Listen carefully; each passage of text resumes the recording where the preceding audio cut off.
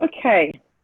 Hello, Monica. It's nice to be talking to you again, and especially after Sunday. So on Sunday, we were talking about our education experience, and we were looking at the experience of our young people in education at the moment. And we also talked about whether this is a fair playing field for this generation. So there was an aspect of the conversation that was also looking forward. And you had a lot of wonderful things to say, especially around the student experience. But before we go into detail, I just wanted to ask you a question. But I'd better introduce you first because people need to know who you are. So you are Monica, you're the Director of Student and Academic Experience at SOAS University of London. So thank you once again. So upon reflection, following our conversation on Sunday, and all the contributions that came in after, both on the chat and what people had to say, is there anything that you would really like to speak into that you felt maybe you didn't have the opportunity to say? Fola, thank you. Yes, I do.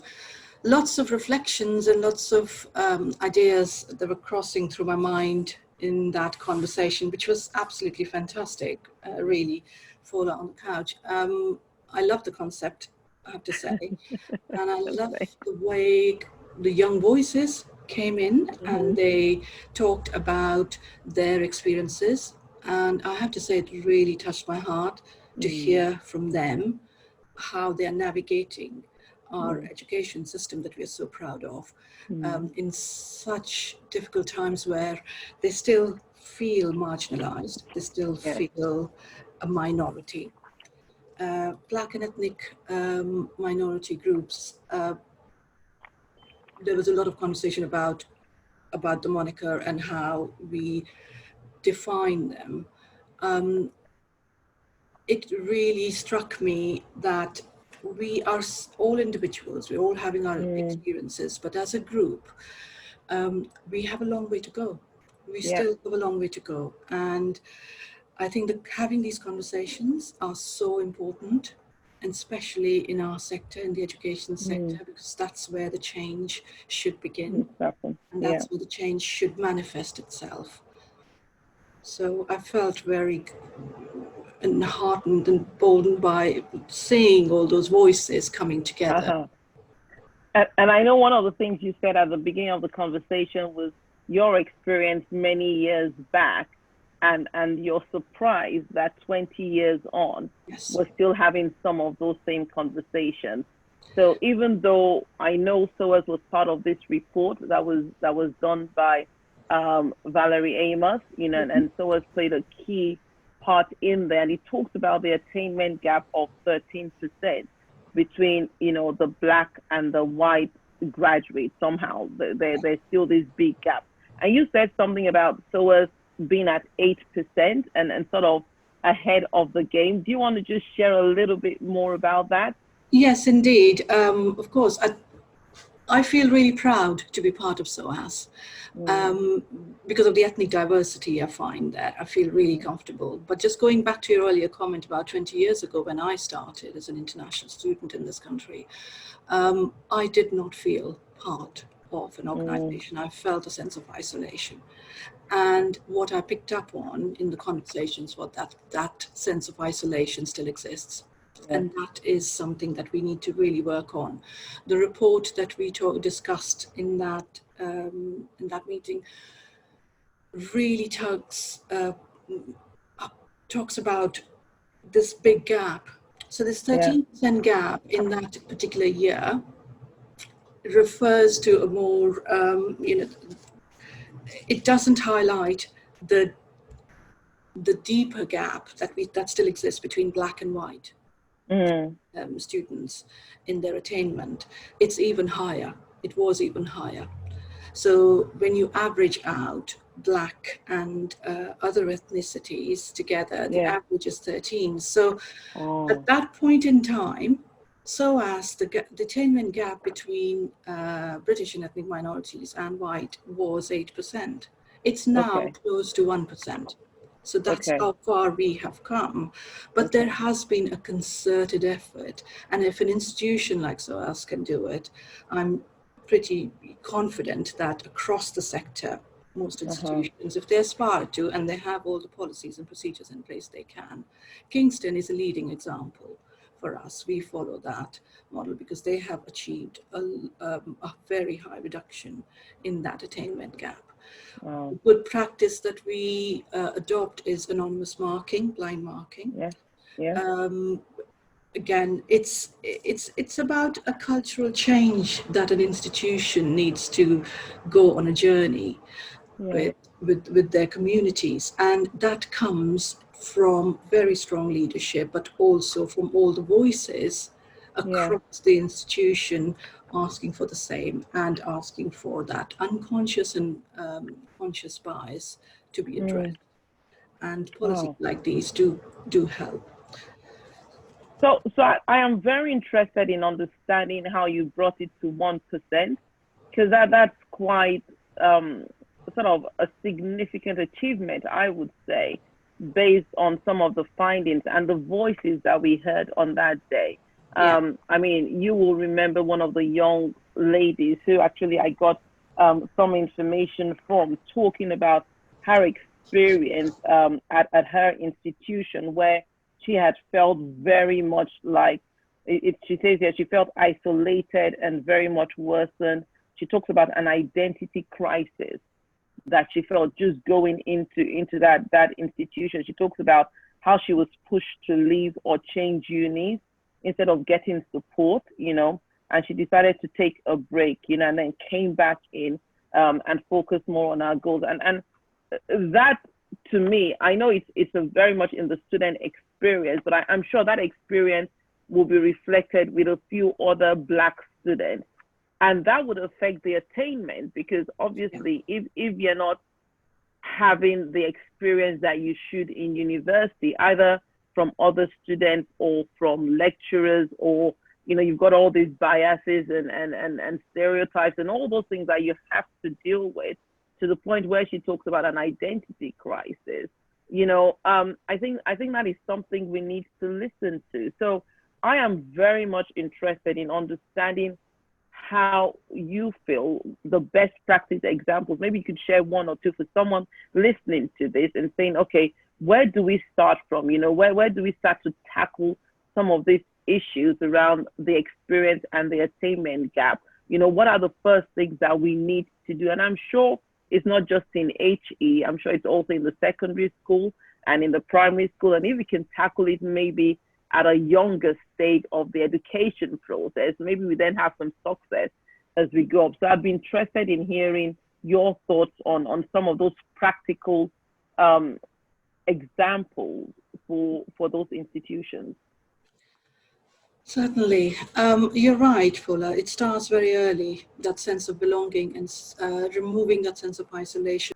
It starts in our primary schools, it goes on to secondary school, and when they arrive in a higher education institution, they have built up a series of experiences which they Yeah. carry on with them. As they arrive in higher education institution, one of the things that I believe we do well, and we ought to do well in this country, is to give our students a very good start. And we do Mm. that by making them feel that this is their achievement, this is their institution, and they belong here. Yeah. So the first thing for me, in a very practical and a pragmatic way, is to ensure that we have a very extended welcoming period for them. So for instance, very recently, we have moved away from a traditional welcome week to a welcome season. Mm. So Okay. we now welcome them right from the time they make an application to us. So our journey begins with them Mm. right from that point, and it goes on till they are settled and they are ready to make their first assignment, submit their first Mm. assignment. Because by that time, they're still settling in and they're still nervous. A lot of Yeah. students, they drop out before Yeah. Christmas. They don't return after Christmas. So that's been a very serious issue for institutions like ours. Mm. So our concerted effort, extending this welcome season for them, enables us to connect. They feel connected. They have Yeah. mentors. I mean, most institutions do that, so there's nothing new there. We ensure they have mentors, they have peers who they can go to, talk to, Mm. We have student ambassadors who make sure that those students arriving from different countries, they don't feel suddenly they're in an alien environment. That's really important. The ones who are based in our accommodation halls, for instance, they are bound to feel homesick. They're bound to feel isolated. So we make an extra effort and have social events for them to make sure that they feel really part of an institution. And by the time they have completed their journey, when we listen to them in their graduation ceremony, or we've been recently doing video chats with them, one thing comes across really loud and clear, and they say this, it's like home to us. And that's what we want to achieve. So we start really early with them. Another thing that we have really focused on is the inclusive curriculum. Now, most institutions are on that journey. Some have progressed a lot more than others, but the concept of inclusive curriculum goes way beyond just what is delivered, what is taught, and how it's taught. It's about ensuring that if somebody is finding themselves in a very difficult situation, they can't do the assessment, or they've got an emergency back home, are we there for them? Do we understand what they're going through? Or are we just asking them to go fill a form and let's see what we can do about that? So it's changing our perspective and treating them as if they are part of a family. That's really important. And I need to ask you the question, because one of the big things that comes out, and this was on the BBC News as well, is around representation and visibility of Black people in senior positions in the organizations. Now, I don't know what it looks like at your institution, but I still think that's a big issue. I mean, there's some stats about, the number of professors that are Black, and I know it's very, very little, So is it something you talked about strong leadership, and it feels to me that you have a strong leadership culture that is driving change. Is this being seen as well in terms of that diversity at the most senior levels across the organization? It certainly is close to my heart. I think one of the things that comes across in surveys with students, National Union of Students, the NUS survey picked up on this as well, that one of the top three reasons included having role models in higher education at a senior level, for students to feel that they can have a sense of belonging. So for me, that's really, really important. At SOAS, we've done quite well, I have to say. Valerie Amos has led the institution over the last 5 years. But you're right, it's not across the sector. We don't see that across the sector, and I think there is plenty of scope for that to change. We need to see more people of different colors, different ethnicities, to represent the senior level positions in our institution. The impact of a Black woman leading a higher education institution such as SOAS has been really an interesting journey for me, where I have managed to ensure that our students' union leadership reflects that as well. So the sabbatical officers, we've got really good ethnic mix there, and the student voice is, we've made a huge improvement in our scores, in our feedback scores, in student voice as a result of that as well. So I think it's really important to have that visibility. The more as a sector we recognize that and emulate that, that would make a huge difference. I think the other thing that we lose sight of is representation is important, but where and how that really impacts on change, and how involved they are in bringing the cultural change in institutions.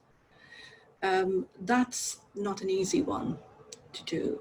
We can make appointments of student reps from different ethnicities, or representation from professoriate, for example, in various positions of seniority.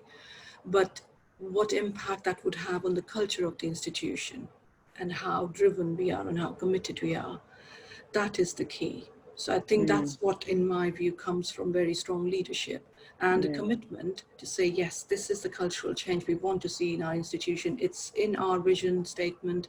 It is in our, we make a commitment to it and we will deliver it by a certain date. That's what is really important. And it brings confidence amongst people. Thank you. That sounds really good. I mean, I guess as I try to pull all of this together, do you see yourself as drivers of change beyond your institution? We know we're dealing with a societal issue, and obviously we want things to happen quickly. You know, we've been talking about this for so many years. I do believe there's a different momentum now. I do believe the young people no longer, and many people no longer want to tolerate what perhaps has been for such a long time. But do you see yourselves as ambassadors or champions of this change beyond just your organization? And if the answer is yes, how do you see yourself doing that? Because we want that to happen. I certainly do, Fola. 2 years ago, I was at the Academic Registrars Council annual conference. And that was when I was the academic registrar at my previous institution.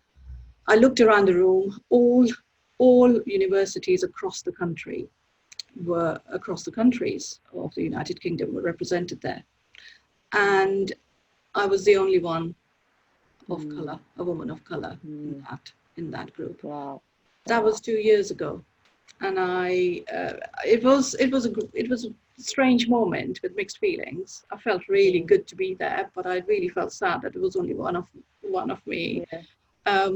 There was no black man or woman in that group. So yes, I think if I can make my way, arriving in this country 20 years ago, not knowing very little of what was ahead of me, then yes, I believe I can do that. I can be a driver for change, because it's very close to my heart. I want to see different colors and different ethnicities in that space, in that voice. I mean, even now, I have to admit, I do feel at times a sense of isolation, because the people I work with are fabulous. They're lovely, and I've been very lucky. They've been very supportive, but I'd like to see more of diversity in that space. So working with institutions like Universities UK that represents our sector is one of the key drivers, I think, for change, and their voice is very strong. There are other associations that brings universities together. So those are the spaces I intend to use to make my voice heard. So I do genuinely believe, I'm very optimistic, the change is around the corner. It will happen. Thank you. That is really good. And honestly, we are backing you 100%. So I hope as you're doing that, you feel the weight of the whole community behind you, sort of cheering you on to go, because we do need to see the change. So my final question to you as we wrap this up is, thinking about all the other people out there that we're speaking to using this channel, the parents, the young students, the other educators, in different parts of the system, even the policy makers and the government, if there were a few last words that you wanted to say, when we think about creating sustainable change and making a concerted effort to create sustainable change, what would you be saying to them? I would say to them, make the change visible. If you are committed to make the change in your organization, make it visible. Be the voice, let yourselves be heard. And it doesn't matter at what level you're at in your organization. It's really, really important to go out there, speak up, because your voice is just as important as anyone else's. So I think the more of us speak about it, the better the world will be. Yeah. Thank you so much, Monika. Really appreciate your time and really appreciate your drive and your passion around this.